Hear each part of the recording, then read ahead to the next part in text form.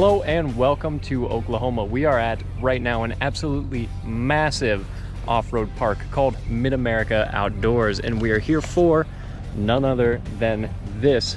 This is a brand new version of the Honda Talon called the 1000 R-4. So they've had four-seat versions of this before, and they've had the 1000R before, but now those two are combined, and we're going to see exactly how it performs on a bunch of different trails in a bunch of different off-road situations.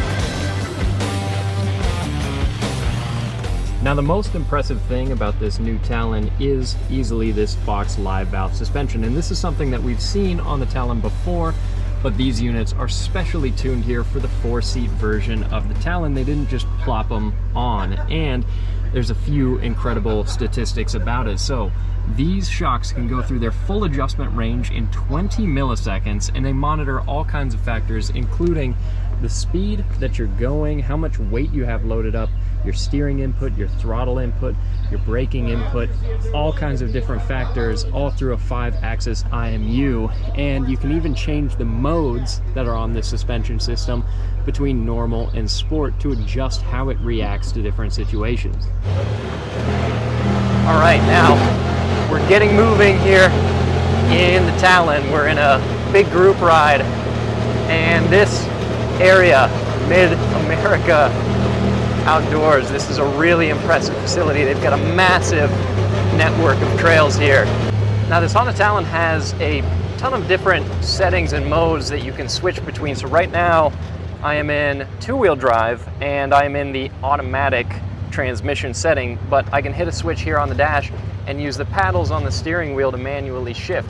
But I'm going to switch it back into the automatic setting because right now we're approaching some more technical, slow off-roading, and for this kind of terrain, it's nice to have the automatic setting because this just lets you focus on the terrain. You don't really have to think about shifting, and then when it opens up, you can actually use the paddles, go through the gears, and that part of it is a ton of fun. Something else really impressive about the four-wheel drive system that I just engaged here on the Talon is that not only does it, like right now, send power where it needs to go on your way up a hill, which it just did very effectively. On your way downhill, it can actually send braking power to the tires that have more traction. So that four-wheel drive system comes into play both uphill and downhill. Stepping inside of the Talon, you reach in for a door handle, and of course, the doors open reversed. And once again, this shade of blue is absolutely stellar, especially the way that it's carried over here onto the seats and onto the stitching as well. And looking forward, of course, you have your instruments right here that give you some of your more essential information. And then you've got your more essential switchgear, and these units have been modified with a few things, including additional lights, because we are going to be doing a night ride here. But you can see some of the factory controls, including your four-wheel drive control, some of your transmission controls, sport mode, and of course launch mode. But you also have a separate control here for your suspension, the normal and sport modes, as well as your headlight controls. Honda also says that they gave special attention to the seating position for rear seat passengers, trying to move them up and over so that they have a good view forward in front of them. And from where I sit, you do have some decent visibility so that you know where you're going. You know that's what's going to be coming up in front of you on the trail, and it should help you have a better time from the back seat.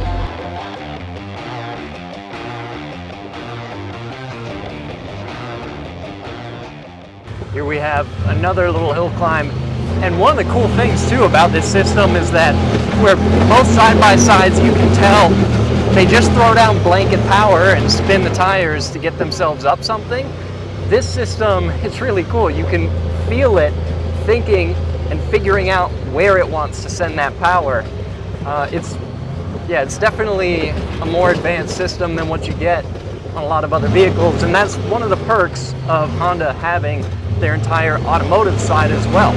they're able to pull down some of the things that they learn in R&D from all their passenger vehicles and then apply some of that technology and some of that logic, some of that philosophy to the four-wheel drive system here on the Talon. And you can feel it. It's a smart system.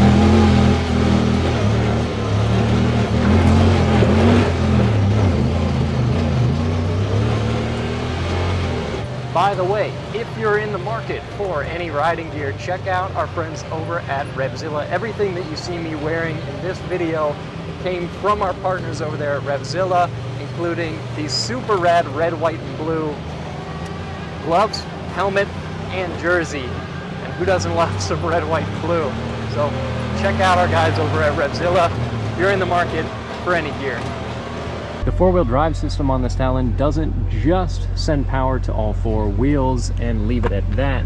It does some pretty intelligent things. So it's an four-wheel drive system, that's what they call it, and it uses torque vectoring through braking to send power where it needs to go, and that's further improved by the fact that this has a limited slip diff in the front as well as a locking rear differential. It's a really impressive four-wheel drive system. Powering the Talon is a very familiar 999cc parallel twin rated at around about 105 horsepower, and it's paired to a 6-speed dual clutch transmission. This is a very familiar engine that they've used in a number of their other products, including the Pioneer as well as the Africa Twin and the Rebel 1100s. Even in two-wheel drive, this does manage to get its way up some of these steeper hill climbs. I like driving it in two-wheel drive because it is a little bit more playful when you get moving. The other thing that's impressive about this when you do get it moving is that the live valve suspension really comes into its own the faster you go, and it can be a little choppy at lower speeds and fool you into thinking that, oh, you know, maybe I need to slow down for some of these bumps that are coming up. But at least the way that these trails are, it's more impressive the more speed you carry over it. Of course, you know, don't overcook it, but yeah, this live valve suspension is really good at what it does. And you know, in sport mode, it does stiffen up a noticeable amount. The one thing I will say is that the switch for sport mode is kind of tucked behind the wheel here.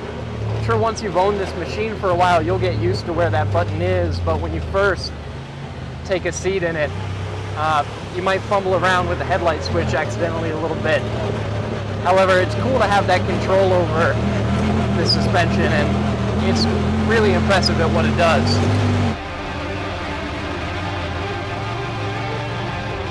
The R version of this Talon is also physically bigger in its footprint than the X version that you can get for about $1,000 less. So it's 68 inches wide, and you also get extra travel, so 20 inches of travel in the rear and 17.7 inches of travel in the front. So if you want the most travel, the most stability from a vehicle that has a bigger footprint, then the R version is the one to go for. Honda has also made a number of additional improvements, such as a stronger diff seal and even beefed up steering components and roll cage, because of course Honda is doing a lot of racing with these side-by-sides themselves, and reliability is one of their highest priorities with these machines. I also love the 270-degree parallel twin. It's something that I like a lot on the motorcycle end of things, and it's the same here on this side-by-side. It's a torquey engine, and it sounds good. Typically on most side-by-sides, I tend to leave the settings, well, where they come from, or I just find a setting that I like and I stick with it. On this side-by-side, I've actually been messing around with the settings more than most, especially with the transmission. It's a lot of fun to be able to choose your gear, put it into the manual mode, and hit the paddles. That just adds another element that you don't get in a lot of other side-by-sides. Being able to go through the gears like that, that makes it super fun. When it comes to the suspension, I've mostly been leaving that in normal for the type of riding that we're doing here. It's more low speed, so I haven't felt the need to switch it over into sport. But especially that transmission control, I go back and forth on a lot, because there's times where I want it to shift automatically, there's other times where I want to take control. Of course, you have a whole bunch of skid plates underneath here for some added protection, but something that I love, and this is very Honda, so you can see here they label some of the openings that they left in here, for example, for draining your oil, so that makes your maintenance all that much easier. From the exterior, there are a few updates, including these aluminum wheels, as well as the Kenda tires that are wrapped around them, and something else too are the design here that they've adopted for the doors. So these are now more enclosed, which means more protection from the elements on the outside. And I have to say, on a personal note, the color scheme right here with this matte blue is just absolutely on point. Of course, you can get a more classic Honda red, but when it comes to color choice, I would be all over the blue. And you can definitely tell that this is a more high performance, high speed side by side, because for some of the low speed crawling, it is a little choppy, but again, I mean, the quicker that you get this moving, the more it feels like it's in its element. And it's still plenty capable when it comes to the low speed crawling. Ducking through some of the trees here, this four-seater also doesn't feel massive, because some side-by-sides feel really, really long, and you gotta be pretty mindful of the rear end, but this one's not too bad. Now here, I'm gonna stop on the hill, engage the hill start. Let's see, we'll have to see. Oh yeah, so now I've got the hill start assist, which keeps me from rolling back, and then it switches off, so the next time I'm on a hill, I can use that again, keep me from rolling backwards. So you give it a long press, and it will hold you in place, which is a nice feature to have. Because sometimes there's somebody right behind you, and you don't want to roll back into them. Pretty cool getting to go through some of the water crossings that we have here at Mid-America, because where we're from in Colorado, it's not that often that we get to play in the water. But this is giving us a little opportunity to splash around a bit. That's always fun.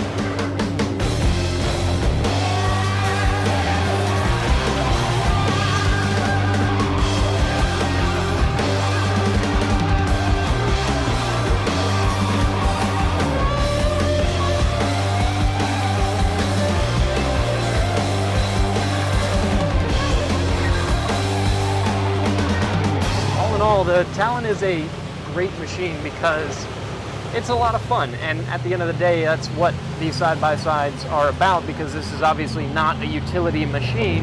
This is meant for recreation. It's meant for you to enjoy yourself, and it's pretty easy to do in this. Now, MSRP on this unit is $25,799, which makes it, you know, more expensive than the other Talons that you can get in the lineup. And there you see a little launch mode demo. But I mean, if it were me, I mean, I tend a little bit more towards the two-seater side-by-sides, but that's totally a matter of preference. I do really like the R model, though. That extra width is just nice to have when it comes to confidence. Now, that's all for this video. Let me know what you all think in the comments down below, and hopefully we'll have a lot more time to spend with a Talon sometime soon. We have a Pioneer right now at our ranch, so maybe whenever we trade out the Pioneer, we'll be able to get our hands on one of these Talons with a winch so that we can still do some recoveries at our off-road course. And we'll catch you all in the next video.